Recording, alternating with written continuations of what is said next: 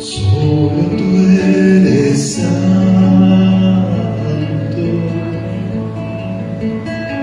solo tú eres digno,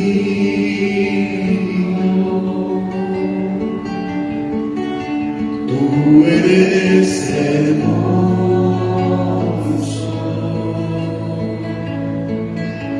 y maravilloso. El día de hoy vamos a estar hablando acerca de los efectos o el poder que transformó la vida de los discípulos de Jesús y que pasaron de estar atemorizados, de estar guardados en sus casas, o en este caso en un lugar sin querer atreverse a salir al mundo, sin atreverse a enfrentar las posibles consecuencias que conllevaba el ser cristiano, fue justamente la resurrección de Cristo. Y vamos a estar hablando acerca de cómo eran antes de la resurrección y después de la resurrección, y este cambio que hubo en su manera de vivir fue muy notable. Y es el anhelo del Espíritu de Dios, del Espíritu de Cristo, que suceda lo mismo entre nosotros. Que no solamente nos quedemos hasta el punto de decir, ha muerto por mis pecados, soy salvo por gracia, sin que hubiese ningún tipo de buena obra de mi parte para con Él, no me gané nada, Él fue el que murió por mí, Él tomó mi lugar en la cruz. Pero no solo quedarnos en ese estatus de ya estoy salvado, sino de entender que va mucho más allá la fe y la vida cristiana, de solamente llegar a esta verdad cristiana, a esta experiencia de ser salvado por la gracia de Dios. Entonces, la intención de la enseñanza es, en definitiva, el que Dios toque nuestros corazones, nos revele a Cristo como vivo, verdadero, como resucitado, y no como solamente aquella historia que leemos acerca de la crucifixión y la resurrección, sino que haya una experiencia real en nuestras vidas que nos lleve a tomar el camino angosto que nos ha llamado a cada uno de nosotros. Hasta ahora quizás nuestra vida como creyentes ha sido una vida relativamente cómoda, donde sí ha generado problemas el ser cristiano con la familia, la religión en la cual crecimos, quizás nuestra familia no está de acuerdo, etcétera, puede generarnos cierto grado de problemas, pero no estamos en riesgo de muerte ninguno de nosotros a causa de nuestra fe, ¿verdad? Entonces, vamos a entender cómo Dios nos va llevando y cómo fue llevando también a los discípulos a esta transformación donde están resguardados, acobardados después de la crucifixión de Jesús, de que arrestan a Cristo, a ser capaces de poder publicar de manera abierta y sin temor acerca de la fe que ahora tenían en Cristo. Si me acompañan entonces, por favor, vamos a leer juntos en el Evangelio de Mateo, en el capítulo número 22. Mateo, capítulo número 22. Y nos vamos a dar cuenta de la importancia que tenía el tema de la resurrección para Jesús. En aquella época había distintas corrientes teológicas entre los judíos, lo mismo que lo hay el día de hoy, vale la pena decirlo.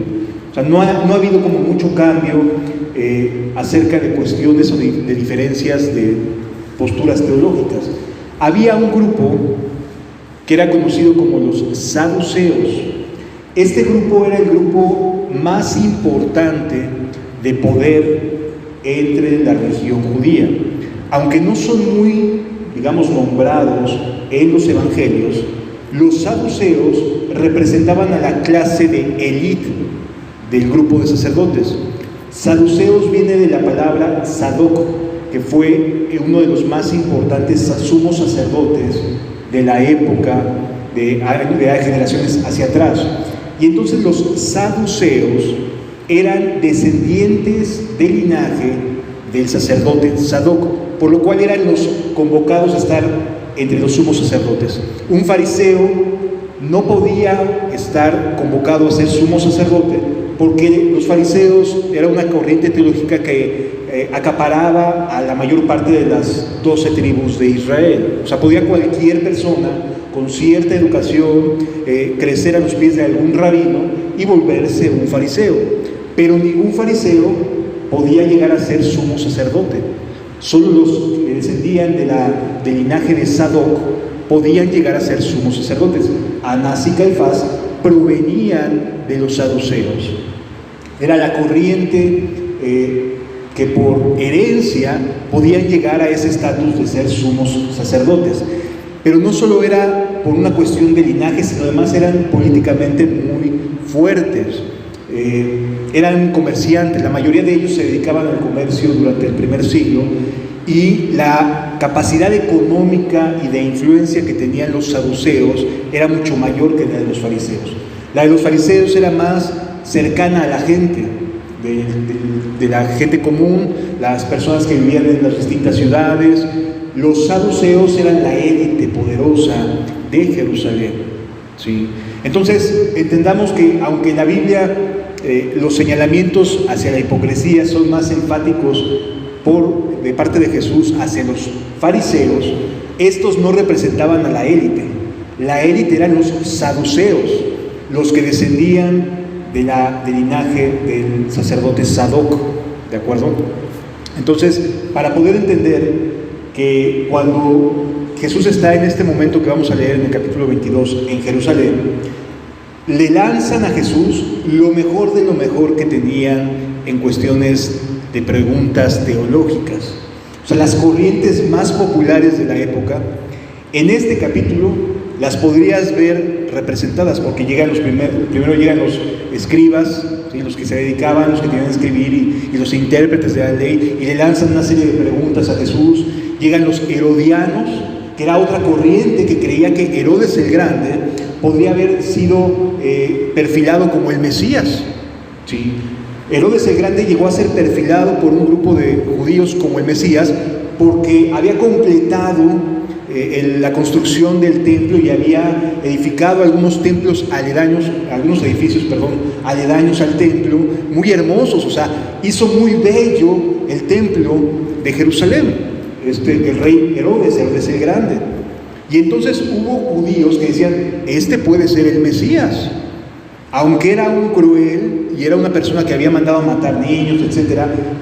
Había un sector que engrandecía a Herodes porque había embellecido el santuario en Jerusalén. Y no solo eso, sino que había logrado que con los romanos hubiera la posibilidad de que los judíos hicieran sus peregrinaciones y pudieran subir en las fiestas anuales a Jerusalén.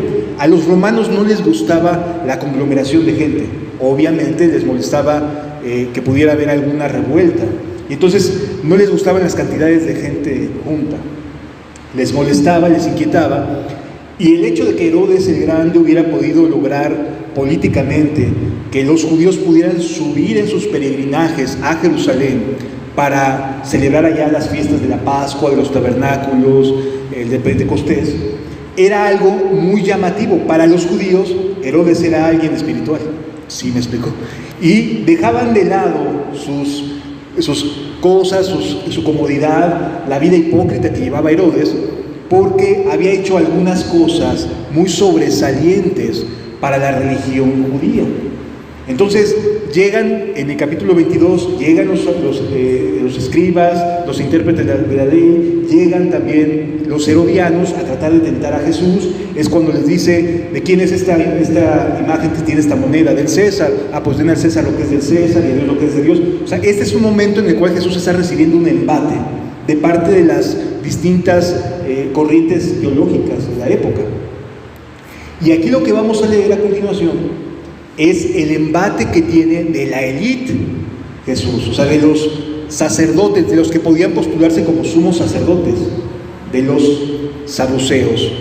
Dice entonces la Escritura en el capítulo 22,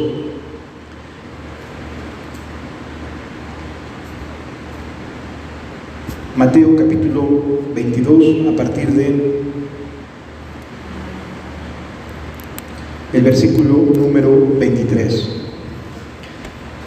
Aquel día vinieron a él los saduceos, que dicen que no hay resurrección, y le preguntaron. Aquí se presenta la élite, los grandes teólogos, los que pueden postularse, los más empapados de cuestiones hebreas, pero que no creían en la resurrección. Los fariseos sí creían en la resurrección. Y le preguntaron, y le van a lanzar a Jesús la mejor pregunta que tienen para tratar de desacreditar la idea de la resurrección. Aquí vamos a leer la mejor carta que tienen los saduceos para tratar de demostrar que la resurrección no puede ser. Y dice la Escritura, le preguntaron diciendo: Maestro, Moisés dijo, si alguno muriere sin hijos, su hermano se casará con su mujer y le levantará descendencia a su hermano. Esto es parte de los estatutos civiles del pueblo de Israel en aquella época. Versículo 25. Hubo pues entre nosotros 7 hermanos. El primero se casó y murió, y no teniendo descendencia dejó a su mujer a su hermano. De la misma manera también el segundo y el tercero hasta el séptimo. Lo que están tratando es de decir, a ver, ¿qué pasaría en la resurrección si la ley me dice que cada uno, si el hermano mayor muere sin hijos, la esposa de este pasa a ser esposa del siguiente hermano? Y así sucesivamente, había 7 hermanos. Luego entonces, a ver, en el reino de los cielos, si dices que hay resurrección, Jesús, ¿de quién va a ser esposa? Si fue esposa de los 7, ¿de quién va a ser esposa? Esa era su mejor argumentación en contra de la resurrección. Y después de todos murió también la mujer, dice el versículo 28. En la resurrección, pues, ¿de cuál de los 7 será ella mujer?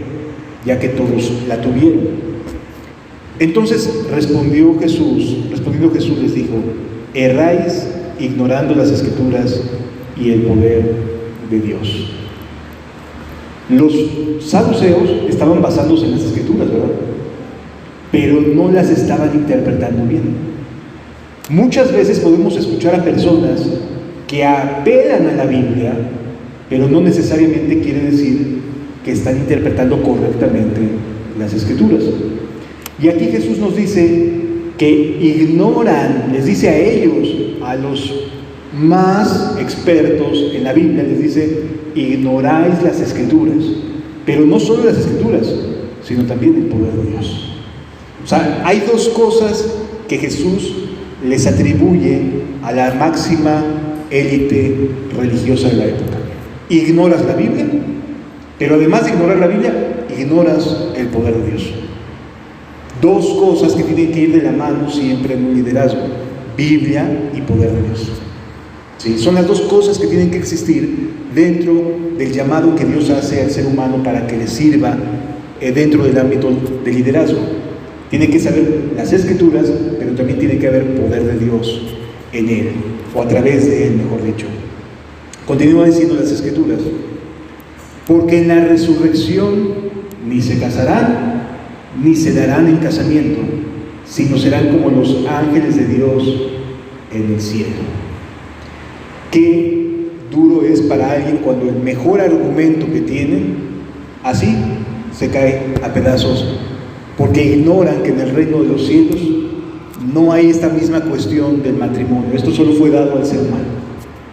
Si la relación matrimonial ha sido dada al ser humano, en el reino de los cielos no es que yo vaya a encontrar a mi esposa y la vaya a tratar como mi esposa, no, la voy a ver como hermana, como ángel, igual que yo, ¿sí?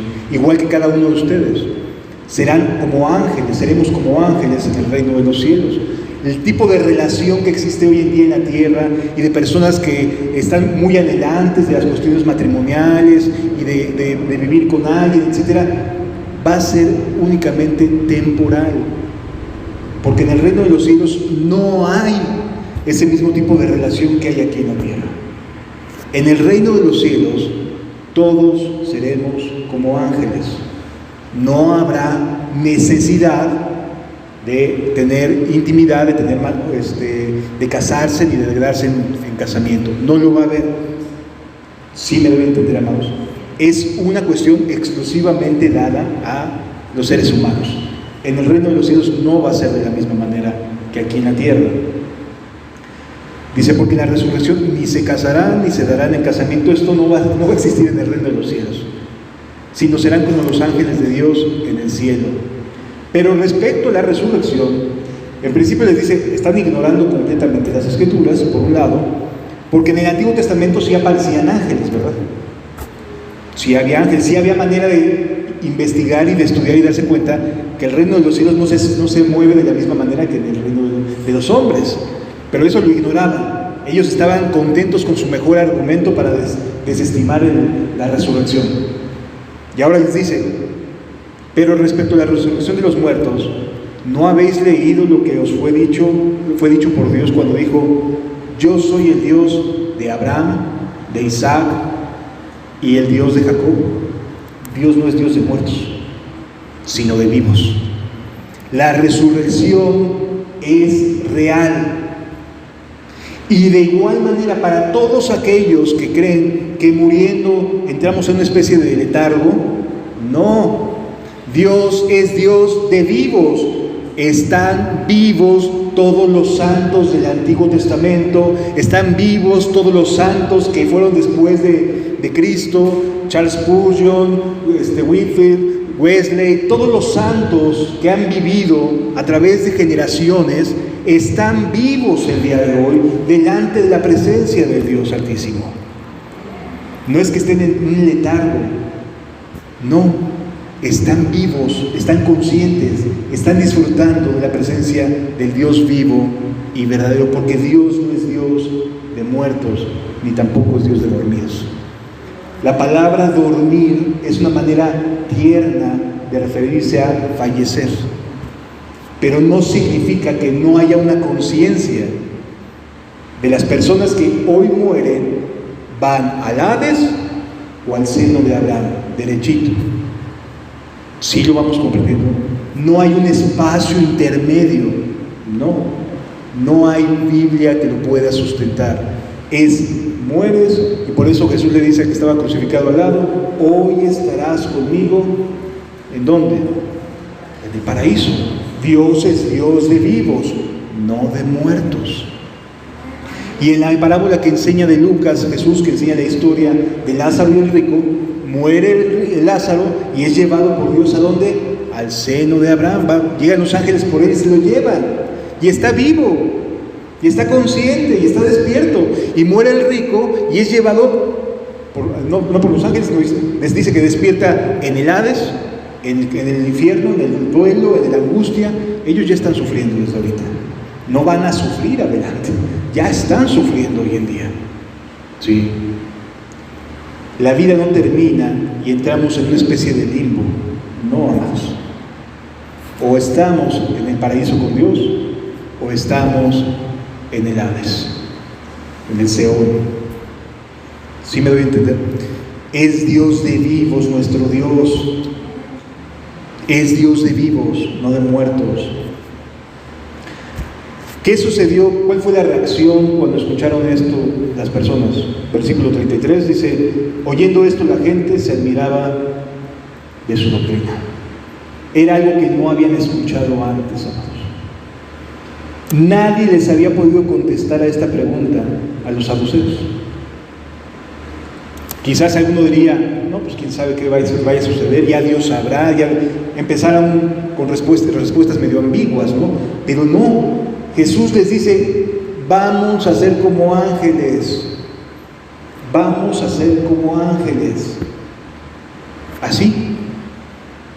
Y luego les dice, Dios es Dios de vivos, no de muertos. Por eso es Dios de Abraham, de Dios de Isaac y Dios de Jacob. Entonces entendamos, hermano, nuestro Dios, el Dios de los cielos y de la tierra, creador de todas las cosas, Él es un Dios de vivos. Y cuando Jesús muere, resucitan los santos del Antiguo Testamento. Eso, amados, evidencia que sí hay resurrección. Ahora, ¿cómo es la resurrección entonces? Llego al paraíso y luego ¿qué vuelvo a resucitar en este cuerpo? La respuesta es en un cuerpo glorificado, sí. En un cuerpo glorificado. Dios nos va a dar cuerpos a cada uno de nosotros especiales para la gloria que Él ha destinado a cada uno de nosotros. Sí. Esto es muy importante poderlo entender para no entrar en cuestiones de ¿y a dónde nos vamos cuando se muere uno? Amado, te vas al cielo o al infierno. O sea, lo que hagas aquí no va a haber un espacio de tiempo de aquí hasta que Jesús regrese. No. Pablo le llama a los que duermen de manera tierna, para que no se escuche tan fuerte, porque la iglesia de Tesalónica, que es a la que se le dice respecto a los que duermen, sabéis que Dios dijo así, etc. La iglesia de Tesalónica estaba pasando por una persecución intensa y en ese momento estaba perdiendo, había muchos mártires entre sus filas. Entonces sí había como una especie de temor, de angustia del Señor, ¿qué va a pasar? ¿Qué le pasa a la gente? Tranquilos, no duermen. Es más, Jesús mismo le dice a sus apóstoles acerca de Lázaro: nuestro hermano duerme, nuestro amigo duerme, ¿verdad? Pero va a resucitar. Es decir, la palabra dormir es una palabra amorosa para referirse al fallecimiento de las personas, pero no quiere decir con eso que las personas dejan de estar conscientes. O van al cielo o van al Seol, al Hades. ¿De acuerdo? Ok. Cuando Jesús habla acerca de la resurrección, es muy importante entender que las Escrituras ya les habían advertido a sus discípulos que Jesús habría de morir, ¿sí? Mateo capítulo 17, versículo 22. Mateo capítulo 17, versículo 22. Dice la Escritura: estando ellos en Galilea, Jesús les dijo: el Hijo del Hombre será entregado a manos de hombres y le matarán, mas al tercer día resucitará. ¿Qué pasó con ellos en ese momento? Se entristecieron, dice, y ellos se entristecieron en gran manera. Después se les pasó, pero ya Jesús comenzaba a advertirles que habría de morir y de resucitar, ¿sí? Por eso dice Mateo 17, 22 y 23: estando ellos en Galilea, Jesús les dijo: el Hijo del Hombre será entregado en manos de hombres y le matarán, mas el tercer día resucitará. La reacción emocional de los discípulos fue entristecerse, algo totalmente normal. Ahora, los judíos en aquella época, este sector de los saduceos no creían en la resurrección, pero la gente creía que Jesús los liberaría solamente del Imperio Romano. Es decir, ellos pensaban que ya estaba armado el templo, estaba bonito, ya se habían restaurado los sacrificios, ya la gente subía año con año a sus diversas fiestas, ya nada más nos falta el Mesías. Y sí, el Mesías llegó, pero ellos pensaban y creían que el Mesías llegaría para liberarlos de la tiranía de Roma. Ellos pensaban en un Mesías como capitán, como general de las huestes de Israel, que habría de sacar a los romanos de sus tierras y establecer el reinado del Mesías. Eso pensaban ellos de esa manera. Entonces los discípulos crecieron con esta idea. Todos los discípulos de Jesús crecieron con la idea de que el Mesías llegaría para expulsar a los romanos y establecer su reino. Esa era la idea. Los apóstoles traían esta misma idea. Así que hablar de muerte del Mesías no estaba dentro de sus planes. No encajaba dentro de la enseñanza con la cual crecieron. Y cada vez que Jesús lo mencionaba era como, yo creo que estoy entendiendo mal, porque parecería que está diciendo que se va a morir, ¿verdad? Y que va a resucitar, y no creo que sea eso, porque el Mesías va a echar fuera a los romanos, va a establecer su reino. Tan lo creían que cuando Jesús es llevado al cielo le preguntan: Señor, ¿restaurarás el reino de Israel en este tiempo?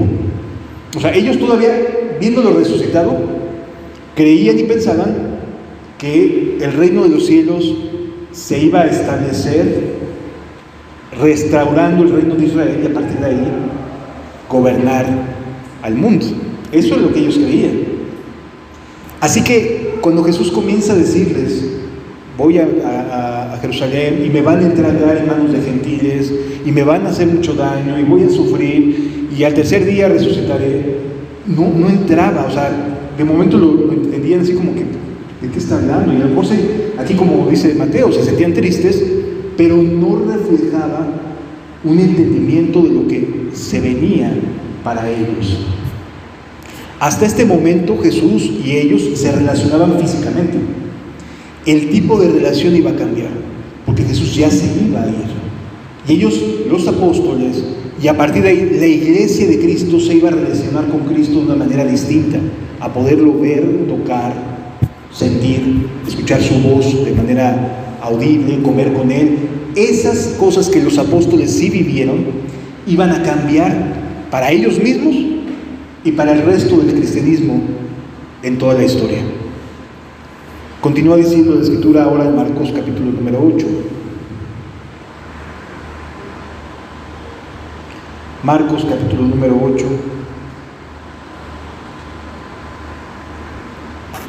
Versículos 31 al 35. Dice la Escritura, y comenzó a enseñarles que le era necesario al Hijo del Hombre padecer mucho y ser desechado por los ancianos, por los principales sacerdotes y por los escribas, y ser muerto y resucitar después de 3 días. Esto les decía claramente, no había en sus palabras ninguna parábola, les estaba diciendo, me van a matar, me van a asesinar, pero al tercer día voy a resucitar. Entonces Pedro le tomó aparte y comenzó a reconvenirlo, lo empezó a regañar. Esto llama mucho la atención para poder entender que no les quedaba claro a ellos el propósito por el cual Cristo había venido. ¿Sí? Como cuando uno está aferrado a ciertas ideas, las verdades del Evangelio tardan en caer, tardan en poderse mostrar, porque hay tanto aferramiento, se abraza con tanta fuerza ciertas ideas como ellos la tenían. Ellos estaban realmente creyendo que Jesús ya gobernaría. Es más, cuando en su último viaje a Jerusalén, ellos ya se veían sentados a la mesa del rey, y Juan y Santiago decían, uno de un lado y el otro del otro lado, y, o sea, ya se habían visto, ¿no? Ya se habían proyectado, ¿no? Vamos a estar aquí, a ver, nos van a dar 12 tronos, y vamos a juzgar a las 12 tribus de Israel. O sea, ellos ya se habían visto, ya se veían hacia adelante, pero no entendían que el propósito de Jesús no era para ese momento, sino para después de su segunda venida, de su segundo regreso. Este era el momento de las buenas nuevas para el mundo. Era el momento de transformar a las personas, de las oportunidades que tú y yo tenemos el día de hoy, de conocerle, de entregarnos a Él. Este es el inicio del reinado invisible de Cristo, pero visible a través de nosotros. Sí, el reino de los cielos es invisible, pero es visible para las personas por medio de ti y de mí. Nosotros estamos reflejando o no el reino de los cielos. Él es el que está actuando a través de nosotros, no es nuestra bondad, no es que seamos muy capaces, muy hábiles, muy extraordinarios en nuestra capacidad de hacer una buena interpretación de la Biblia, nada que tenga que ver con eso. Es su bondad, es su hermosura, es su buena voluntad, es su gracia, es exclusivamente de Él.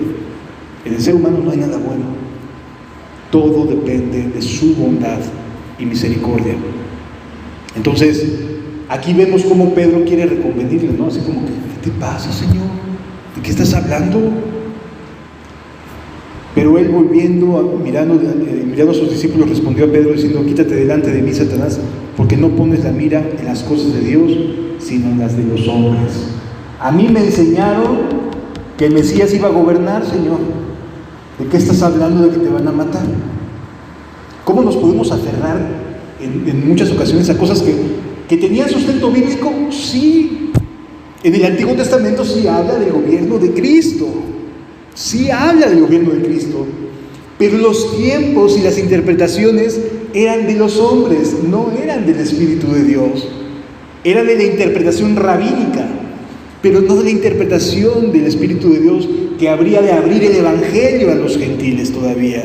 Todavía faltaba una etapa en la vida del reino de los cielos, que es abrir las buenas nuevas al mundo. Y eso comenzó con la muerte y la resurrección de Cristo y el día del Pentecostés, cuando se inaugura la vida de la iglesia gentil. ¿Sí?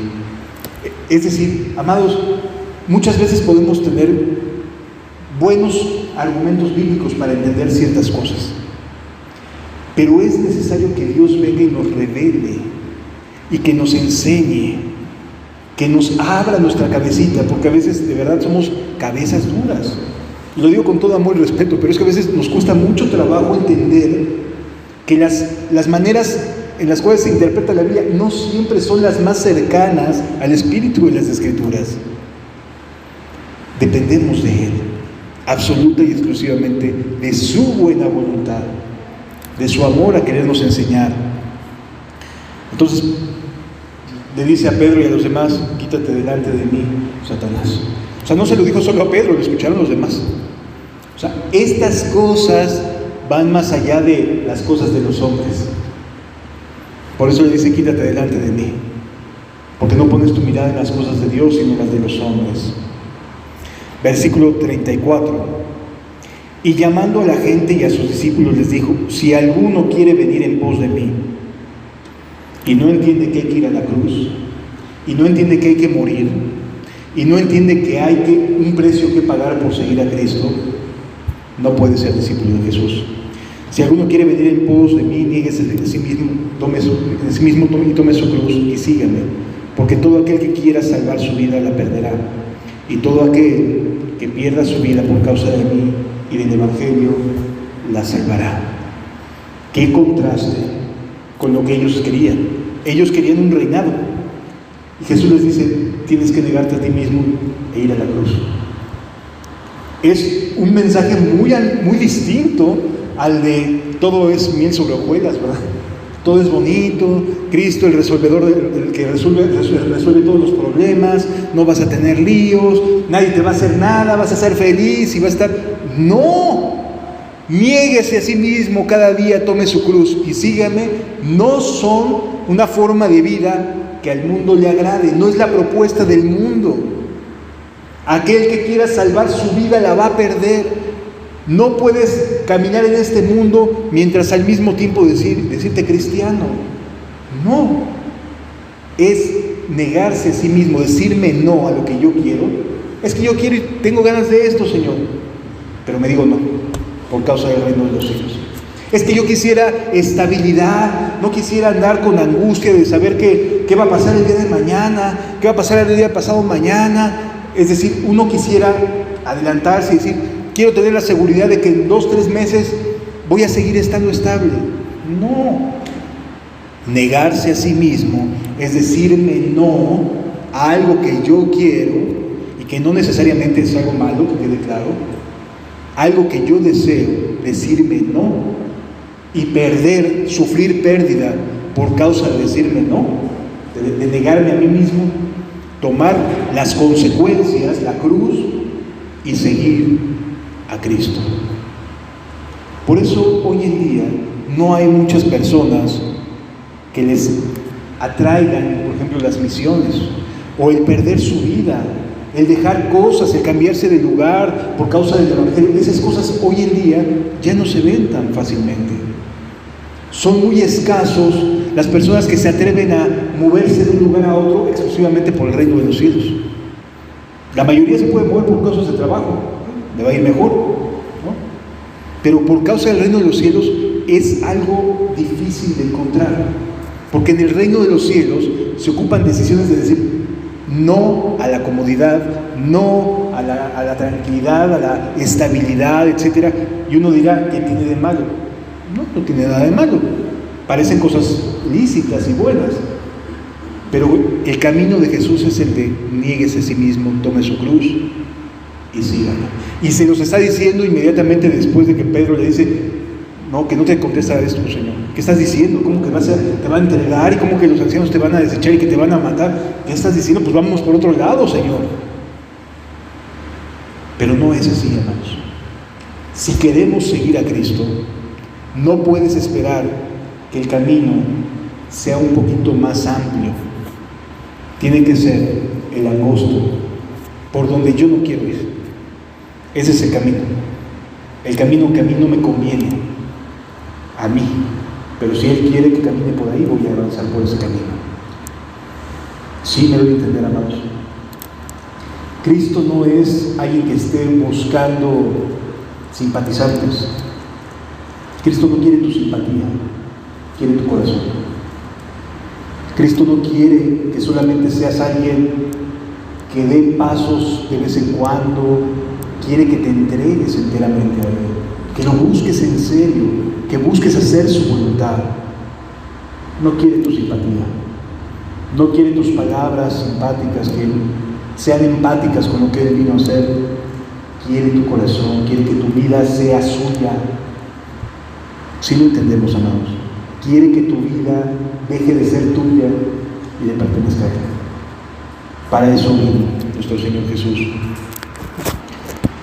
Todo aquel que quiera salvar su vida la perderá, dice la Escritura. ¿Qué sucedió aquel día tercero después de su crucifixión? Y aquí vale la pena hacer una explicación acerca del tercer día, porque en ocasiones pensamos en, pues ya pasó uno, o sea, para nosotros uno es mañana, otro es pasado mañana y el tercero es hasta dentro de 3 días, pensando que cada día se cuenta de aquí para allá, 1, 2 y 3. Vamos a leer juntos Mateo capítulo 28. Mateo capítulo 28 a partir del versículo número 1. Pasado el día de reposo, al amanecer del primer día de la semana. El primer día de la semana para los judíos empezaba el siguiente día después del día de reposo. Era el inicio de la semana para un judío. ¿Sí? A Jesús lo crucifican el día previo al día de reposo. De hecho, dice la Escritura que se acercaba la hora del día de reposo y se apresuraron nada más a envolver a Jesús, ponerle algo de mortaja alrededor de su cuerpo y ponerlo en la tumba y sellarla, porque ya venía el día de reposo. No podían hacer ningún trabajo en ese día. Entonces, Jesús muere el primer día. Viene el día de reposo como segundo día. Y el tercer día es el primer día de la semana. Para los judíos es el domingo, lo que para nosotros es el domingo. Dice, pasado el día de reposo, el siguiente día, al amanecer del primer día de la semana, vinieron María Magdalena y la otra María a ver el sepulcro. Se habían puesto de acuerdo para ir temprano y poder hacerla, ahora sí, ponerle especies alrededor del cuerpo de Cristo, hacerlo de manera correcta porque les había ganado el tiempo. Jesús había muerto a las 3 de la tarde del día previo al día de reposo. Por lo tanto, les habían quedado solamente 3 horas para descolgar el cuerpo, para ver dónde lo iban a enterrar. José de Arimatea va a pedir el cuerpo a Herodes, etc. O sea, la parte de la burocracia no les permitió hacer un entierro como el que estaban acostumbrados los judíos a hacer, de poner especies y demás. Entonces, aquí van el primer día de la semana, María Magdalena y la otra María, al sepulcro. ¿Qué sucede cuando ellas van caminando? Se genera un gran terremoto, porque un ángel del Señor descendió al cielo y llegando removió la piedra y se sentó sobre ella. Mientras ellas iban rumbo a la tumba, se genera un gran terremoto. Y entonces la piedra que sellaba la tumba, el ángel la removió de su lugar. Los soldados, la guardia romana que estaba en ese momento custodiando la tumba, salieron huyendo después de que ven el terremoto y ven al ángel que llega y mueve la piedra que entre todos ellos no le habían podido mover, pero este ser celestial iluminado llega y empieza a mover la tumba, él solito. Obviamente salieron aterrados todos los que habían visto esta escena. Jesús resucitó, como había dicho, al tercer día, y resucita en su cuerpo, ¿sí? O sea, resucita con sus heridas, con sus llagas, resucitó literalmente. Su aspecto, nos narra la Escritura el aspecto del ángel, su aspecto era como un relámpago, su vestido blanco como la nieve. Cuando llegan las mujeres, ven a este ser sentado sobre la roca, ¿sí? Dice, y del miedo de él los guardas temblaron y quedaron como muertos. Y luego voltea, llegan las mujeres y dice, mas el ángel respondiendo dijo a las mujeres, no temáis vosotras. Mientras a uno sí les da miedo, o sea, a los romanos sí les genera un pavor, a las mujeres dice, no tengáis miedo.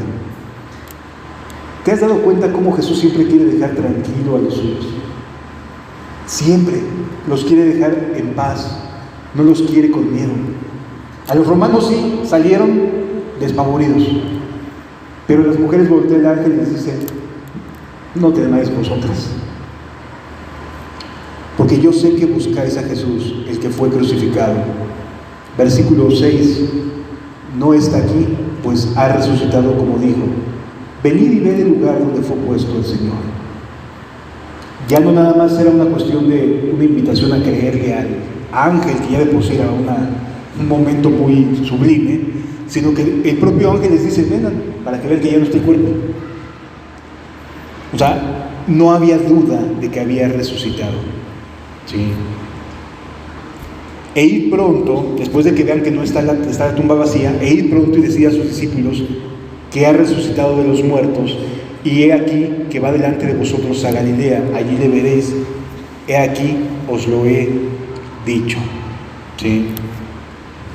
Y entonces, en este momento, es todo una serie de confusiones, de asombro y de gozo, y las emociones de las mujeres. O sea, las mujeres iban dolidas, y de repente no ven el cuerpo, ven a un hombre que les dice, bueno, un ser celestial que les dice, no está aquí, vengan a ver, ¿no? Ha resucitado, vayan a Galilea. Ellos están escondidos, por cierto, después del arresto de Jesús, todos se escandalizan y se van y se esconden. O sea, era un caos en ese momento. La gente que creía en Jesús estaban en gran angustia. Van y se esconden en un solo lugar, y ahí están esperando pues a ver qué es lo que pasa, a ver en qué momento pueden huir de Jerusalén, porque obviamente el ambiente no nada más era contra Jesús, sino contra todos aquellos que eran los seguidores de Jesús. Así que era un ambiente muy hostil, era un ambiente muy complicado el de ese momento para todos. Y ellos están escondidos, y están aterrados, y tienen miedo. Y la Biblia nos enseña que ellos fueron advertidos de que se iban a escandalizar. Fíjense lo que dice Mateo capítulo 26.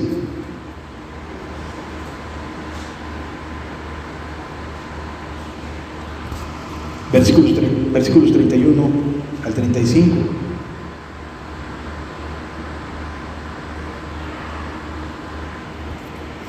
Entonces Jesús les dijo, todos vosotros os escandalizaréis de mí esta noche. La palabra escandalizar significa espantar, ¿sí?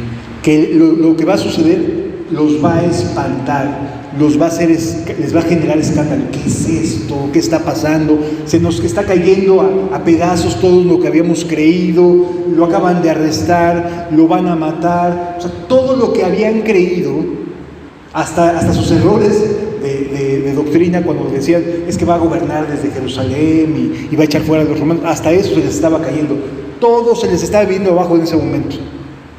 Qué momento tan duro y tan difícil para los creyentes, ¿verdad? Que en un instante todo se venga abajo. Dices, ¿qué está pasando? ¿Qué es esto? Bueno, ellos se habían escandalizado. Dice, todos se escandalizaréis de mí esta noche, porque escrito está, heriré al pastor y las ovejas del rebaño serán dispersadas. Pero después que haya resucitado, iré delante de vosotros a Galilea. Les está dando instrucciones de qué sigue después de esto. Dice, Jesús les dijo, de cierto te digo que versículo 33 dice, Respondiendo, Pedro le dijo: aunque todos se escandalicen de ti, yo nunca me escandalizaré. Creo que no está entendiendo. Cuando dice todas las ovejas eran dispersadas, eran todas, incluyéndolo a él. Pero él en ese momento cree que sí puede. Y de hecho, amados, saca su espada y le tira a matar a Malco, el guardia del templo. O sea, ¿no crees que le quiso cortar la oreja? Le tiró a la cabeza, no le dio, porque era pescador, no era militar, pero le tiró a la cabeza. O sea, Pedro estaba dispuesto a ir a las armas, a firmar con sangre, con su propia vida, lo que creía desde pequeño, que Jesús habría de ser quien echaría fuera a los romanos. Eso estaba tan metido en sus cabecitas que era capaz de agarrar una espada, sacarla y tratarle de tumbar la cabeza al guardia del templo. ¿Cómo un pensamiento puede ser tan fuerte para unas cosas y tan débil para otras? Porque finalmente estaba dispuesto a sacar el arma y le tira a matar. A eso sí estaba dispuesto Pedro, pero que no le dijeran que su maestro iba a morir, porque eso sí ya no lo entendía. ¿Y que iba a resucitar? Mucho menos. Ahí te das cuenta del choque entre lo que Jesús quería que entendieran y cómo se puede generar una resistencia a creer, a confiar en Jesús, a entender lo que me está queriendo decir el maestro. Porque yo siempre he creído esto. Y como yo siempre he creído esto, pues a mí me respetan mis creencias. Está bien, pero no es lo que Jesús quiere que creas.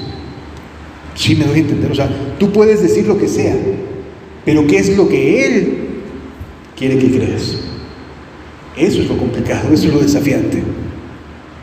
Y entonces aquí llega ese momento, Pedro saca su espada y le tira. Pero bueno, ya se os había advertido, todos vosotros se van a escandalizar de mí esta noche. Dice, versículo 34, Jesús le dijo: de cierto te digo que esta noche antes de que el gallo cante me negarás 3 veces. Y así sucedió. Versículo 35. ¿Cómo estaba tan envalentonado Pedro que le está diciendo a Jesús algo distinto? O sea, le está diciendo a Jesús: no tienes razón, Jesús. Yo no me voy a escandalizar de ti. Yo estoy dispuesto a ir a la muerte por ti. Y todos dijeron lo mismo. Fíjense lo que dice. Pedro le dijo: aunque me sea necesario morir contigo, no te negaré. Y todos los discípulos dijeron lo mismo. ¡Wow! ¡Qué valentía!, ¿no? A veces somos muy valientes para algunas cosas, y para los momentos en los cuales se tiene que aplicar la valentía dices: ay, nanita, ¿en qué me metí? Sí. Amados, seguir a Jesús nunca ha sido fácil. No es de gente medrosa, no es de gente que se acobarde. Seguir a Cristo es de personas que estén dispuestas a perderlo todo. Así, a perderlo todo, a cambiar de vida radicalmente, a que todas tus creencias queden en la basura y comiences a pensar en cómo Dios quiere que pienses. Y eso es complicado. Por eso no es de muchos el camino angosto. Lo desafiante del camino angosto no es que sea demasiado angosto, sino es que no cabes tú con tus ideas. Tienes que deshacerte de todo lo que tú piensas que es correcto y tomar lo que Dios te dice que es correcto. Y eso al ser humano, al orgullo, le incomoda, le molesta. Pero ese es el camino angosto, amados. Es el camino de la negación y de la cruz. Sí me debe entender. Continúa diciendo la Escritura. Ya vimos aquí que todos decían: no me va a pasar eso.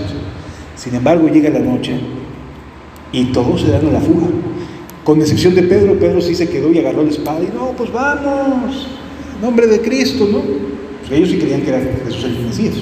Pero la idea que tenían del Mesías no es la misma que tenía Jesús de lo que habría de venir. Y entonces corta la oreja y Jesús sana la oreja en ese momento del guarda del templo y le dice: guarda tu espada. Y los rescata y dice: dejen que ellos se vayan, ya me tienen. Y mientras todo el mundo va corriendo, ¿no? ¿Y ahora qué hago? Ya se había desbaratado todo en ese momento. Todo se había caído a pedazos. Y todos buscan la manera de esconderse. Entonces viene la resurrección. Y vienen las noticias a este grupo de personas que están en este contexto. ¿Cómo estaban este grupo de personas que estaban así? Aterradas, pensando, me van a encontrar. No, la paranoia es poco, ¿no? Estaban metidos así, enclaustrados y no salían, pero ni de broma. Las mujeres sí salieron. Por eso fueron las primeras en llegar a la tumba.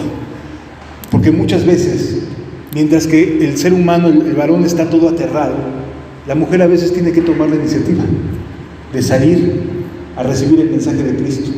Ya después vendrán los varones, pero de inicio ellos estaban encerrados, completamente llenos de miedo. Y son las mujeres las que toman la iniciativa de ir a la tumba. ¿Cómo le iban a hacer? Eran mujeres, se necesitaban hombres para mover la piedra, ¿me explico? Pero ellas se atrevieron a hacerlo. Salir de su miedo y atreverse a ir el primer día de la semana a tratar de hacer algo por su maestro, aunque sea que alguien me ayude a quitar la piedra para poder volver a ponerle especies y ungüentos al cuerpo del maestro. Amados, las mujeres tienen un muy especial lugar en el reino de los cielos, y ahí lo puedes ver. Fueron las primeras en llegar cuando no había hombres, o no pensaban en ¿y quién nos va a ayudar? Porque es una piedresota. Se fueron a buscar ver qué hacer para el reino de los cielos. Sí. Y qué bueno que la Escritura nos deje esta parte de atreverse a hacer cosas, atreverse a cambiar, atreverse a hacer cosas que otros a lo mejor están en estado de congelamiento, de miedo, ¿no? Atreverse a ir en pos de Cristo. Fueron las mujeres las primeras en salir de ese escondite. ¿Y quiénes fueron las primeras en llegar y ver la gloria de Dios? Las que se habían atrevido a salir temprano en la mañana. Sí. Esto es de apuntarse. Es el atrevimiento lo que nos hace ver la gloria de Dios. No el quedarnos en pues a ver que lo hagan otros, ¿no? Atreverse a hacer cosas, atreverse a tomar decisiones, es lo que nos permite ver la gloria de Dios. Atrevernos a cambiar de forma de vida, atrevernos a tomar decisiones, nos permite mirar la gloria de Cristo. Y ellas fueron las primeras en mirar a Jesús resucitado. Qué hermoso, ¿no? Mientras que los otros estaban escondidos, quienes se atrevieron, vieron la gloria de Dios. Y eso es para todos, amados. Hombres y mujeres hoy en día, que nos atrevamos a tomar decisiones que aunque puedan sonar locura, aunque puedan sonar la peor de todas las decisiones, yo pregunto, ¿era una mala decisión que las mujeres que acompañaban a Jesús salieran cuando todavía era de noche, todavía se veía oscuro, a una tumba resguardada por soldados romanos para intentar convencerlos de que rompieran el sello romano y les dejaran poder limpiar y ponerle especies al cuerpo de Cristo? No era un acto de locura, desde el punto de vista de quienes están escondidos, de quienes están perseguidos. Era un acto de locura, pero se atrevieron a hacerlo. Bendito sea Dios por ello. Así es necesario que aprendamos que son las decisiones locas y atrevidas por causa del reino las que más gloria traen a su nombre. Atrévete a cambiar. Atrévete a tomar decisiones por causa de Cristo que para muchos otros serían demenciales. Porque el reino de los cielos es para ti si te atreves. ¿Sí? ¿Qué más sucede? Dice ahí mismo en Mateo 26, pero ahora en el versículo número 56. Mateo capítulo 26, pero ahora en el versículo número 56.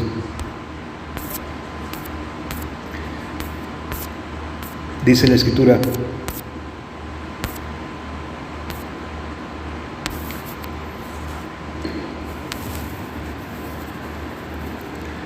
Cuando arrestan a Jesús dice: mas todo esto sucede para que se cumplan las escrituras de los profetas. Entonces los discípulos, todos, tanto hombres como mujeres, hermanos, también vale la pena decir, o sea, todos, porque la profecía era que todas sus ovejas serían dispersadas.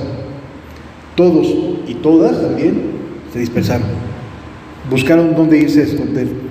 Todos los discípulos huyeron dejándole, huyeron. Entonces, en la resurrección, las primeras en ver la gloria de Cristo son aquellas que se atrevieron a salir de la comodidad o de ese miedo que el adversario había metido a todas las ovejas de Cristo. Y pasa exactamente lo mismo el día de hoy. Dios quiere que dejes tus miedos, dejes de tenerle miedo a las cosas y te atrevas a confiar en Él. Y Jesús mismo se presentó ante ellas y vieron su gloria. Primero ellas. Sí. ¿Qué más sucede? Vamos al Evangelio de Juan, capítulo 20, versículos 18 al 29.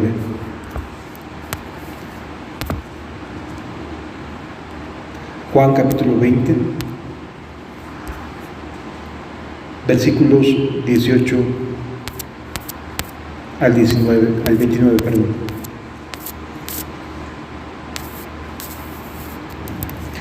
Dice la Biblia: fueron entonces María Magdalena para dar a los discípulos las nuevas de que habían visto al Señor y que Él le había dicho estas cosas. ¿Qué es lo que pasa cuando alguien recibe estas buenas noticias? Va y las quiere compartir. A personas que en teoría saben lo que iba a suceder, pero que estaban tan llenas de miedos, que estaban escondidos. ¿Y qué es lo que pasa? No le creyeron. No le creyeron. Así sucede hoy en día. Cuando una persona se atreve a confiar en que Jesús ha resucitado y dar el mensaje y tomar decisiones y atreverse a hacer cosas para el reino de los cielos, habrá quienes no lo entiendan, quienes no lo comprendan. Y así le pasó a María y a la otra María que también iba con ella. Dice: llegó y dio aviso de estas cosas. Cuando llegó la noche de aquel mismo día, el primero de la semana, estando las puertas cerradas en el lugar donde los discípulos estaban reunidos por miedo a los judíos, nótese que quiere hacer la aclaración, estaban reunidos ahí por miedo a los judíos. Los estaban atemorizados. Ya les habían llegado a decir: Jesús, la tumba está vacía. Ya Pedro y Juan para este momento habían, entonces sí, corrido a la tumba a ver de qué me está hablando esta mujer, ya la perdimos, ¿no? Y entonces salen corriendo Pedro y Juan y ven que la tumba efectivamente está vacía. No lo pueden entender. Y se regresan con sus hermanos. Pero nuevamente, la aparición de Cristo resucitado por primera vez es a una mujer que se atrevió a salir de temprano, a hacer las cosas atrevidamente, ir en contra de todo lo lógico, porque te digo, estaba ahí la guardia romana, estaba sellado la tumba, no iban a poder hacer lo que querían hacer. De inicio no iban a poder, pero se atrevieron a hacerlo. A veces uno dice: no, pero es que mira, están así y así y así las cosas, no se va a poder. Atrévete y vas a ver que sí. Vas a ver que sí. Sí se puede ver la gloria de Dios, hermanos. Sí se puede ver la gloria de Cristo. Vino Jesús y puesto en medio les dijo: paz a vosotros. Qué hermosas palabras, ¿no? Nuevamente Jesús diciéndole a aquellas mujeres: no temáis vosotras. A sus discípulos: paz, como diciendo: tranquilícense, porque ellos ya estaban muy acelerados, no sabían qué pensar. Unas mujeres les habían dicho que Jesús lo habían visto vivo, han de haber estado tan dolidas que se volvieron loquitas, o sea, todo estaba mal y sus cabecitas estaban trabajando al 100%. Ya sabes cómo se pone uno cuando las cosas parece que todo se nos está derrumbando. Parece que nos hacemos toda la telenovela en la cabeza, es decir, me va a pasar esto, me va a pasar aquello, y voy a tener este resultado, y qué pasa si me cambian esto. Y, bueno, ya vimos todas las posibilidades desde nuestra perspectiva, ¿verdad? Pero cuando llega Jesús y dice, paz a vosotros. Qué hermoso eres, Señor, porque de verdad mi cabeza estaba a punto de explotar. Ya no sabía por dónde dar. Paz a vosotros. Las primeras palabras de Cristo resucitado a quienes estaban angustiados y sin atreverse a hacer nada, fue paz a vosotros. No llegó a regañarlos y a darles espadazos, y llegó a decirles paz a vosotros. Primero los tranquilizó. Primero les dio su paz. Primero les demostró que está vivo y que vale la pena perderlo todo por causa de él. Paz a vosotros.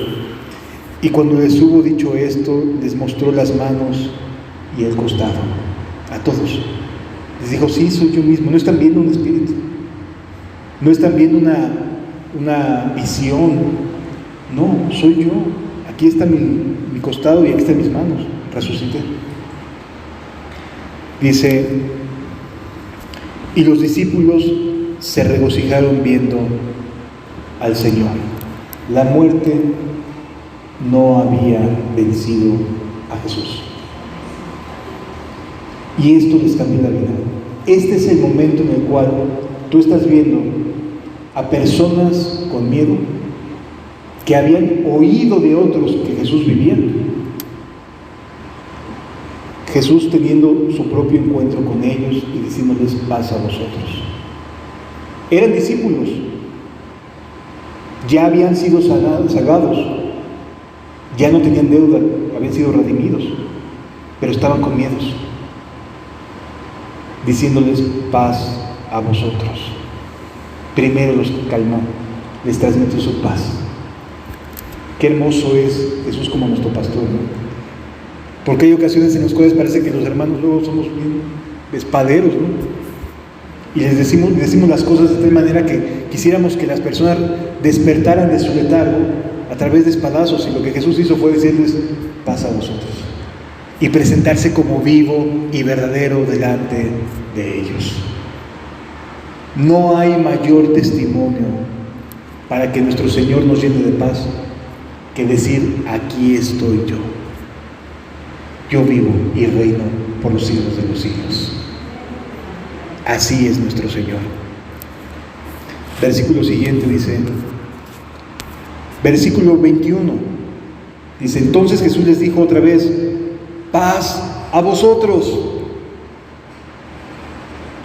O sea, quería que los corazones de sus discípulos estuvieran como en paz.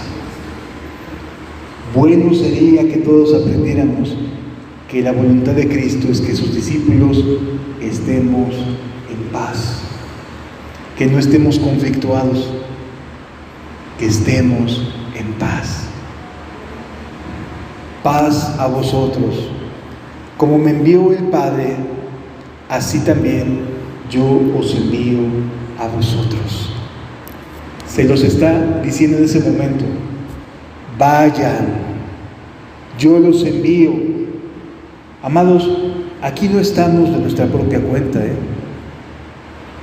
Aquí no estamos porque hayamos sido muy capaces, sino porque fuimos enviados por Él. Él nos trajo, Él nos agremió, nos dio un lugar donde poder estar juntos, donde poderlo bendecir, donde poder estar glorificando su nombre. Paz a vosotros. Él nos envía. Porque por sí mismos el ser humano, ¿qué hace? ¿Quién tiene la capacidad? ¿Alguien puede sentirse tan bueno y tan hábil como para poder decir, no, yo sí le entro, yo sí puedo? Primero hay que escuchar a Jesús diciéndonos, paz a vosotros. Así como el Padre me envió, así yo os envío. En el mismo momento Jesús está diciéndoles, yo los estoy enviando así como Él me envió. La obra que Jesús hizo es la misma que la que nos envía a cada uno de nosotros. Dice la Escritura: y habiendo dicho esto, sopló y les dijo: recibid el Espíritu Santo. Y sí lo recibieron. ¿Qué necesita el discípulo al que Jesús envía? El Espíritu Santo. Por eso se los dice: y habiendo dicho esto, yo los envío a vosotros. Sopló y les dijo: recibid el Espíritu Santo. No se cayeron en ese momento, no pasó nada en ese instante, pasó después. Pero es una marca distintiva de lo que se necesita para caminar dando testimonio de Cristo: el Espíritu Santo de Dios. No podemos más que llegar a entender la crucifixión y ya. Necesitamos ser enviados y necesitamos el Espíritu de Cristo. Así de sencillo, no podemos por nosotros mismos, amados. Versículo 23. A quienes remitiereis los pecados les son remitidos, y a quienes se los retuviereis les son retenidos. Esto no quiere decir que tú y yo tengamos poder para perdonar pecados como si lo tuvo Cristo. Pero si lo que tú hablas a una persona, si lo que tú testificas, el ser tu luz en medio de la habitación, eso genera la posibilidad de que las personas se salven. Si hablamos de Cristo y solo a Cristo glorificamos, las personas se van a salvar, porque estamos hablando de aquel que perdona pecados. ¿Sí? Esto no es como la Iglesia Católica quiere presentar, de que el Padre puede perdonar pecados, no. Es que el ser enviado lleno del Espíritu Santo le da a la persona la posibilidad de ser luz de tal manera que seguramente esa persona se va a salvar, porque va a entender a Cristo y a este crucificado. ¿Sí? Versículo 24. Pero Tomás, uno de los 12, llamado Dídimo, no estaba con ellos cuando Jesús vino. Le dijeron pues los otros discípulos: al Señor hemos visto. Él les dijo: si no viere en sus manos la señal de los clavos, y metiere mi dedo en el lugar de los clavos, en el lugar de su costado, mi mano en su costado, no creeré. O sea, aunque todos ustedes me digan lo que me digan, no voy a creer. 8 días después, todavía se tardó Jesús en ayudar a Tomás, ¿verdad? 8 días después, estaban otra vez sus discípulos dentro y Tomás, y con ellos Tomás. Llegó Jesús estando las puertas cerradas y se puso en medio y les dijo: paz a vosotros. Otra vez, paz a vosotros. No es una cuestión de un saludo así, es un deseo que Jesús tiene, un anhelo que Jesús tiene de que sus discípulos estemos en paz. Luego dijo a Tomás: pon aquí tu dedo y mira mis manos, y acerca tu mano y métela en mi costado, y no seas incrédulo, sino creyente. Entonces Tomás respondió y le dijo: Señor mío y Dios mío.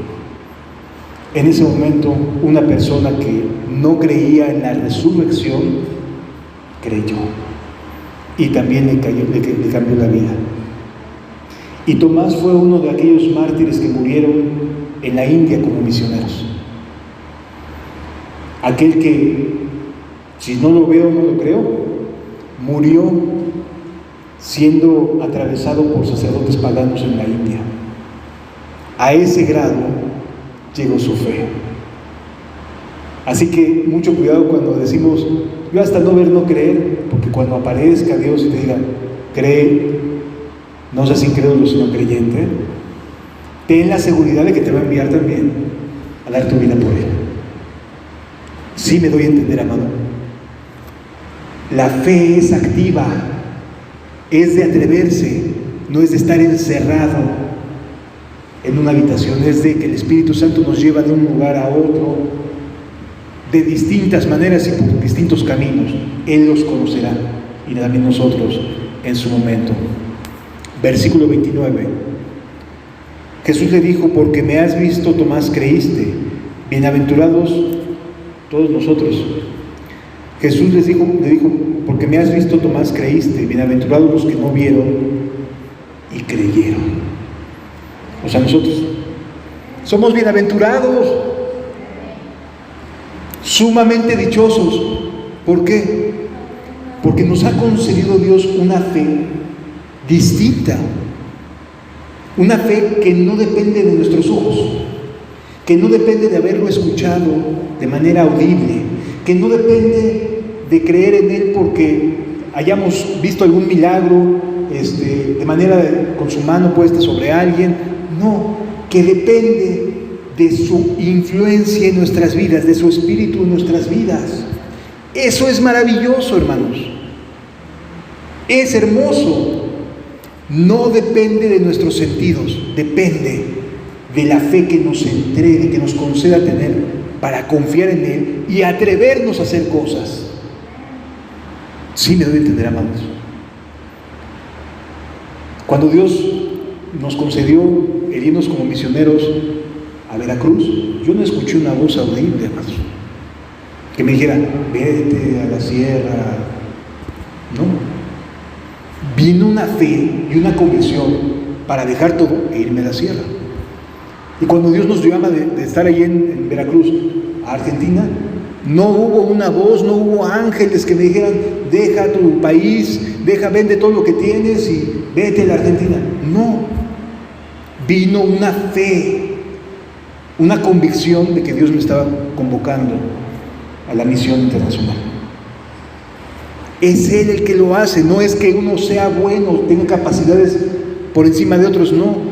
Él te trae estas convicciones al corazón. Es una relación entre cada uno y Dios. Ni siquiera es un estándar, es una relación personal. Tú tienes tu historia con el Rey de Reyes y Señor de Señores. Tienes tu propia historia. Él es el que lo hace. No hay cosas así audibles que puedas decir: ay, es que yo me soñé, o yo dije. Él sabe cómo y de qué manera, pero te lleva, te va guiando. Ten confianza. Paz a vosotros. ¿Sí? Quisiera terminar el estudio de hoy, yo sé que es un poquito largo, con una bendición adicional a esto que pasó para con ellos. Ellos vieron a Jesús resucitado, ¿sí? Y les cambió la vida. Pero no les tocó ver lo que Juan presentó para la generación que habría de recibirlo en su segunda venida. Ellos lo ven su cuerpo, ven a Jesús físicamente como resucitado, como lo conocieron. Sí, o sea, vieron la barba, etc. Así lo vieron. Para ti y para mí, Jesús es un Jesús no solo resucitado, sino que también ya glorificado. Y quisiera que pudiéramos, que Dios de verdad nos abra nuestro corazón, nos abra el entendimiento para entender que no solo resucitó venciendo la muerte, sino que es quien gobierna hoy y va a tomar la tierra nuevamente para su gloria y su honra. Apocalipsis capítulo 1.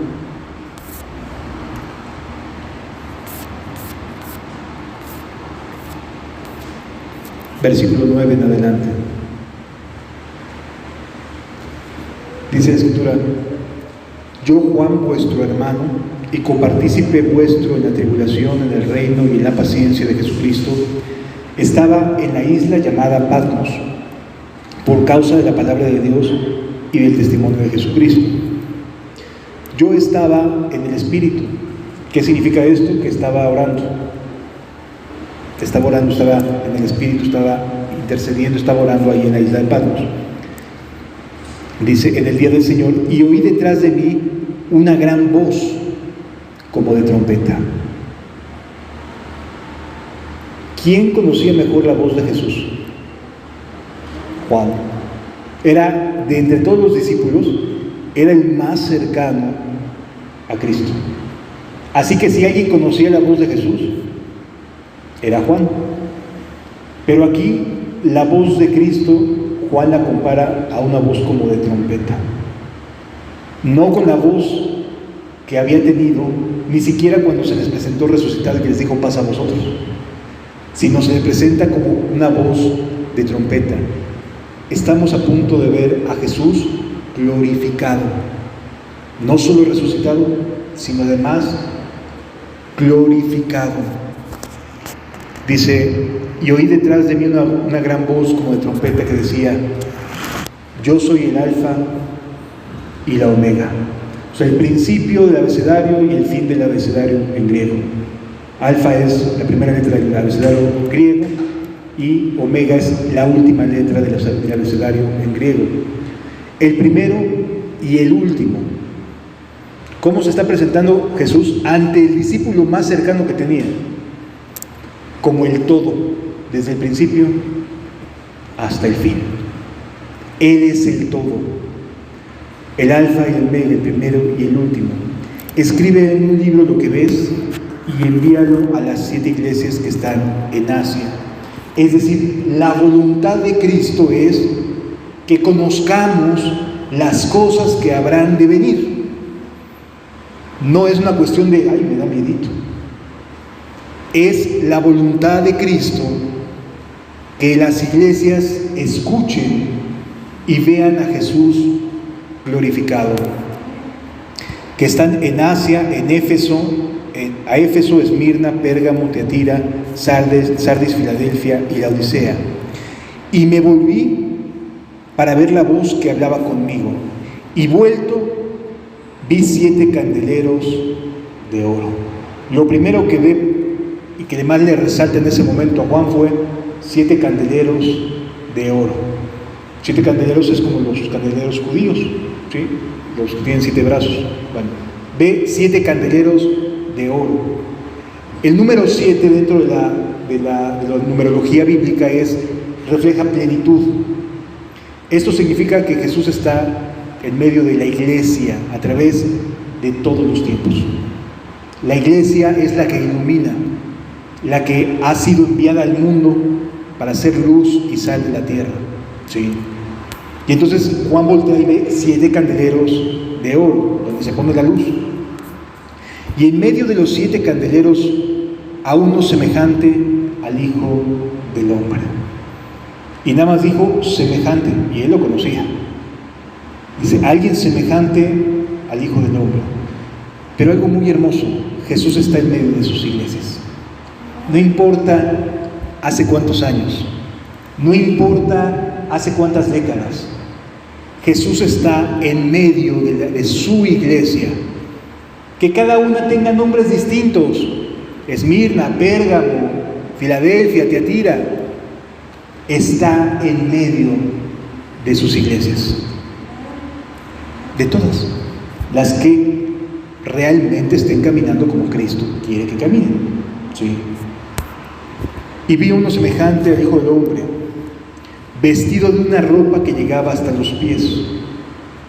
Pues digo, uno pensaría que cualquier ropa llegaba en ese momento hasta los pies, y sí, pero lo que quiere transmitirnos es que está enteramente como si fuera una ropa delicada, una ropa única, una ropa maravillosa, ¿sí? Así lo ve el apóstol Juan. Juan se había acostumbrado a ver a Jesús con las túnicas típicas de los judíos, y cuando resucita con su túnica blanca, pero aquí lo describe con un vestido de una ropa que llegaba hasta los pies y ceñido por el pecho con un cinto de oro. Gobierno, rey. Este cinto de oro que cruzaba el pecho era típico de los reyes de aquella época, ¿sí? Los gobernantes, no sé si alguno habrá visto que en las representaciones quizás de dibujos de aquella época, a los gobernantes los ponen como una especie como de estola, ¿sí? Que cruza de la parte del hombro hacia abajo. Representaba autoridad, ¿sí? O sea, los soldados no usaban este tipo de indumentaria, los reyes y los gobernantes sí. ¿Sí? Eso lo que nos está queriendo decir es que Juan estaba viendo a alguien que gobierna, y que gobierna con un cinto de oro, o sea, con lo más puro que puede existir. Continúa diciendo la Escritura, versículo 14, su cabeza, de donde surgen todas las ideas, todos los pensamientos, donde tienes los planes para ti y para mí, de donde surgen, sus cabellos eran blancos como la blanca lana. No era el Jesús que había conocido, ni antes de crucificado, ni de resucitado. Lo estaban viendo glorificado, amado. Y este es el Jesús que hoy en día nos gobierna. Sus pensamientos, sus cabellos son blancos. Él está pensando en el mayor bien para ti, en lo que más te hace bien y te puede beneficiar, lo está pensando para ti. No existe mejor pensamiento que el suyo. No existe mejor idea que la suya. Nosotros vemos a una corta distancia. Él ya vio todo por adelantado. Confiemos en Él. Él es Rey y sus pensamientos acerca de nosotros son blancos, son puros. Bendito sea su nombre. Blanca como la blanca lana, como la nieve. Sus ojos como llama de fuego.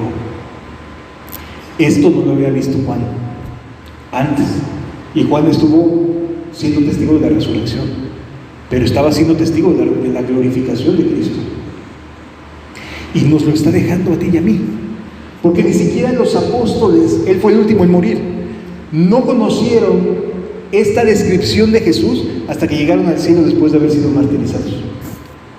Ellos vieron a Jesús así, sí, pero cuando partieron de este mundo.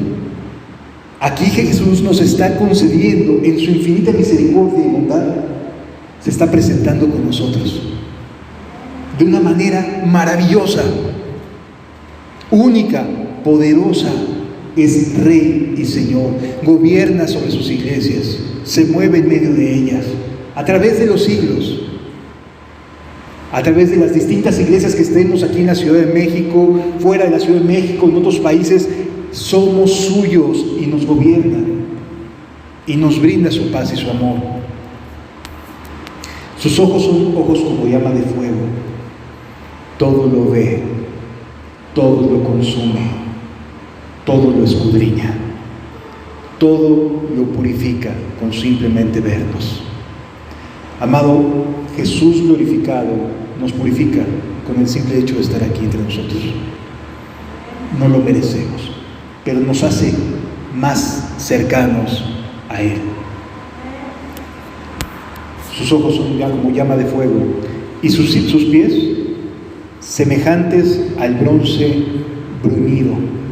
¿Sabes qué era más fuerte que el acero? El bronce bruñido. Porque cuando se refiere a bronce bruñido significa a que ya pasó por fuego, ¿sí? Y en el fuego se condensaron todos los metales y minerales, y lo hace sumamente fuerte, muy fuerte. Por eso es capaz, por ejemplo, de que las tuberías de gas son de bronce. Muchas de las cosas con las que se edifican los edificios, ahorita el bronce está muy caro, pero bueno, en ese momento o en distintos momentos el bronce ha estado presente porque es el metal más fuerte. Sí, es cierto, no es el más puro en el sentido de compararlo con el oro, pero no necesitamos el oro porque el oro va en el pecho de Jesús. Sus pies son fuertes, es decir, que nos brindan ¿qué? Seguridad, solidez. Si nos atrevemos a ser como esas mujeres que dejaron temprano la habitación donde estaban para ir a la aventura, a ver quién les movía la piedra, amado, ten la seguridad que los pies de Jesús van a estar firmes contigo. No lo va a mover nadie en su amor por ti, en sus pensamientos, en sus planes que tiene hacia tu vida. y sus pies semejantes al bronce bruñido, refulgente como en un horno, y su voz estruendo de muchas aguas. Es decir, que Jesús habla en muchos idiomas. Las muchas aguas en el libro de Apocalipsis se refiere a naciones. Las naciones. Cuando lees aquí que su voz es como de muchas aguas, significa que se da a conocer en muchas naciones, en muchos idiomas. Su voz se escucha en chino, se escucha en tailandés, se escucha en inglés, se escucha en español, se escucha en africano. Su voz es de muchas aguas, abarca todas las naciones. Así es el ministerio ahora de Cristo. Hay en todos lados, su voz ha salido a todas las naciones, porque es de muchas aguas. Dice, y su voz como estruendo de muchas aguas. Tiene en su diestra 7 estrellas. De su boca, ahorita nos explica lo que son las 7 estrellas. De su boca salía una espada aguda de 2 filos. La imagen que ve el apóstol Juan es de un Jesús cuyas palabras penetran. La Biblia nos enseña que es como una espada de 2 filos. Las palabras de Jesús, cuando provienen de Él para su gloria, atraviesan el corazón. No sabemos cómo lo hace, pero llegan al alma y nos sentimos responsables delante de sus palabras y nos escudriña. Sí, es una espada de 2 filos y su rostro como el sol cuando resplandece en su fuerza. Luz. Jesús es nuestra luz, amados. El Rey que hoy gobierna tu vida y mi vida es este. No es el que ponen en las películas. De las películas solamente podemos aprender quizás contexto, de la Biblia sus verdaderas palabras. Pero hoy en día nuestro Rey de reyes y Señor de señores gobierna con estas características. Y es fiel y es verdadero. Y puedes estar seguro en Él. Versículo 17, cuando le vi, caí como muerto. Aquel que se recostaba en su pecho no pudo aguantar la impresión y cayó como muerto a sus pies. Y Él puso su diestra sobre mí diciéndome, no temas, soy el último, soy el primero y el último. ¿Te das cuenta cómo a sus discípulos les dice no temas? Pasa a vosotros. O sea, está al pendiente de mantenerlos en un estado de tranquilidad, de serenidad, que estén confiados. Estos atributos de Cristo son para cada uno de nosotros evidencias para poder estar seguros de nuestro Dios. Dice, versículo 18, y el que vivo y estuve muerto, sabe lo que es la muerte. Mas he aquí que vivo por los siglos de los siglos. Amén. Y tengo las llaves de la muerte y del Hades. Aquellos hombres que a lo que más le tienen miedo es a la muerte. ¿Saben quién tiene las llaves? Él. Él decide en qué momento partimos de este mundo. Buenos y malos, libres y esclavos, hombres y mujeres, todos tenemos una cita con la muerte cuando el que tiene las llaves lo decide. Sí lo entendemos, amados. Él es quien gobierna la muerte y el Hades. Escribe las cosas que has visto y las cosas que son y las cosas que han de ser después de estas. Versículo 20. El misterio de las 7 estrellas que has visto a mi diestra y de los 7 candeleros de oro. Las 7 estrellas son los ángeles de las 7 iglesias y los candeleros que has visto son las 7 iglesias. Un ángel tiene el nombre en griego es mensajero, literalmente. Aquí lo ponen como ángel, pero puede ser mensajero, puede ser pastor, puede ser obispo, puede ser el líder de esa congregación o de esa iglesia. ¿Sí? Las cartas van dirigidas al liderazgo de las iglesias en todos los tiempos, en la plenitud de las iglesias. Que los mensajeros estén conscientes de las cosas que Jesús advierte a cada una de estas congregaciones que hablan los primeros 3 capítulos, tanto de lo correcto como de lo incorrecto, para que estén supervisando y ayudando a las iglesias. ¿Sí? Y los candeleros son las iglesias de Cristo. Amados, esto nos habla de que Jesús está pendiente de todos y cada uno de nosotros. Nos está cuidando. Nos está cuidando. Y nos ha concedido, porque así de creación, estar juntos el día de hoy. Y creo que es justo y es recto y es santo que le pidamos de corazón: Señor, déjame tener la fe para creer en este Cristo que resucitó y fue glorificado.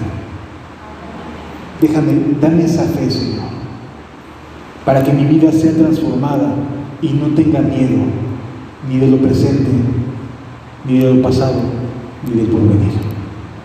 ¿De acuerdo? Vamos a cerrar nuestros ojos. Gracias, Jesús, por haber resucitado. Porque así como tú cambiaste la vida de ellos, también cambias nuestras vidas. Padre, necesitamos de todo corazón que nos visites, que te muestres ante nosotros, te reveles como resucitado.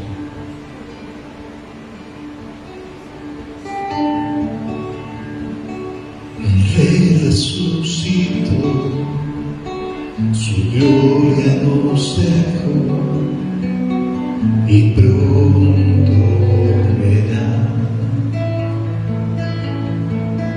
El Rey resucitó, su gloria nos dejó y pronto volverá.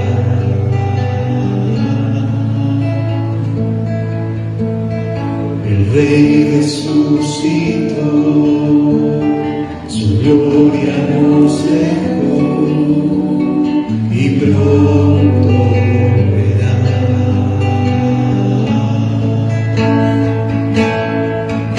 Un pueblo que tiene su luz volverá.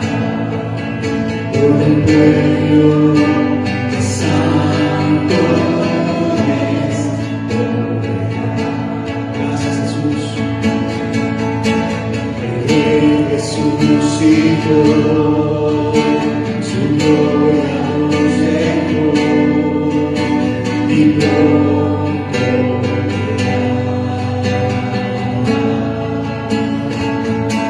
tiene su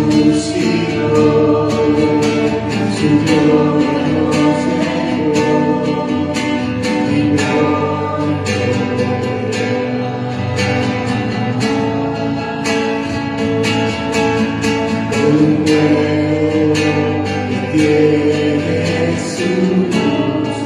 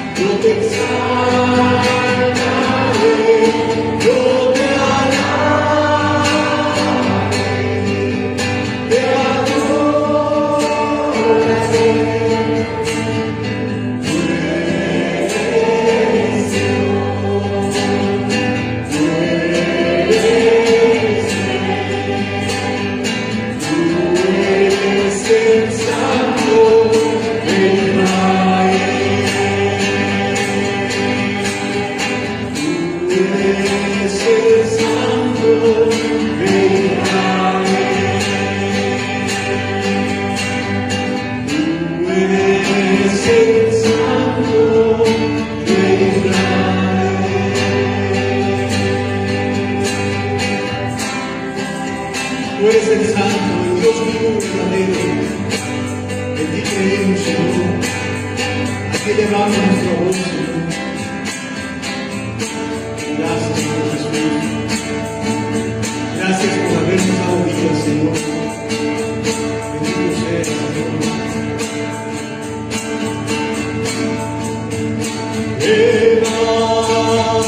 Levantaré vivo en medio de la congregación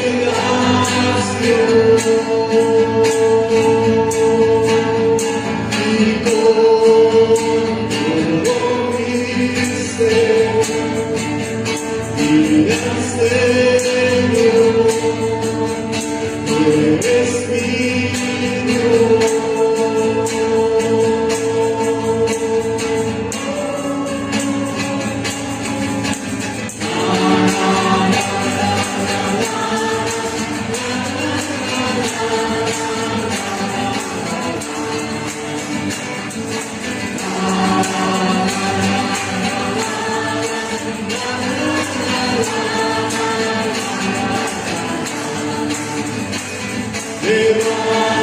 Levantaré vivo en medio de la congregación y todo mi ser diré al Señor, tú eres mi Dios.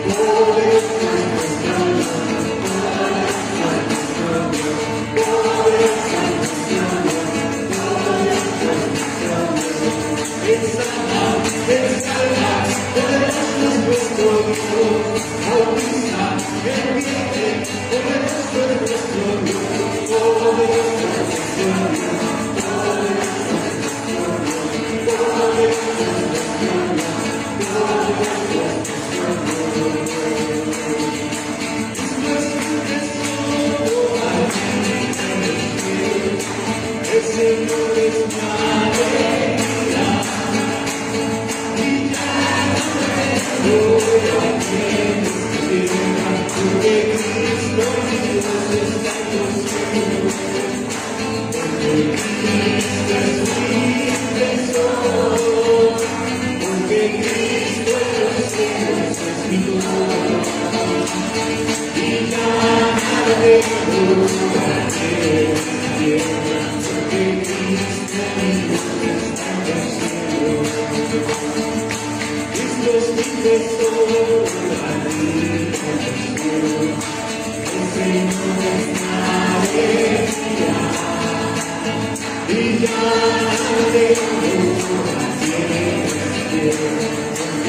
Gracias,